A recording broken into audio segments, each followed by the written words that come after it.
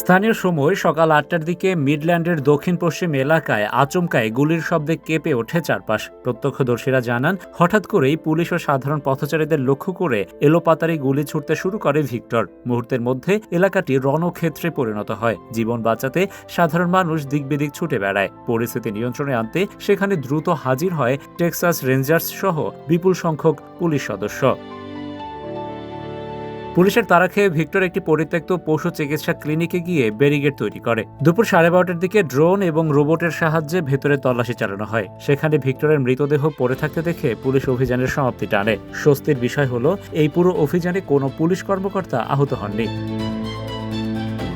এদিকে ঘটনার পরপরই আহতদের দ্রুত মিডল্যান্ড মেমোরিয়াল হাসপাতালে নিয়ে যাওয়া হয়। নিরাপত্তার স্বার্থে হাসপাতালটিতে প্রায় ১.৫ ঘন্টার জন্য কঠোর লকডাউন জারি করা হয়। হাসপাতাল কর্তৃপক্ষ জানিয়েছে, মোট ৯ জন রোগীকে সেখানে চিকিৎসা দেওয়া হয়েছে, যার মধ্যে ৫ জনকে প্রাথমিক চিকিৎসা শেষে ছেড়ে দেওয়া হয়েছে।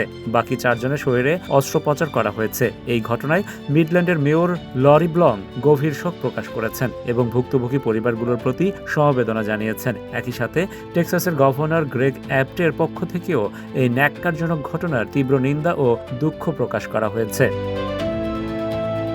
টেক্সাসের এই ঘটনাটি আমেরিকার বুকে আরও একটি বন্দুক সহিংসতার ক্ষত তৈরি করল, যা স্থানীয় বাসিন্দাদের মনে গভীর আতঙ্ক ও নিরাপত্তাহীনতার জন্ম দিয়েছে। পুরো ঘটনার নেপথ্যে কি কারণ ছিল তা খতিয়ে দেখতে তদন্ত শুরু করেছে Texas department of public safety. Rashed Bappi, ATV USA, new York, যুক্তরাষ্ট্র। এটিভি ইউএসএ, বিশ্বজুড়ে বাঙালিয়ানা।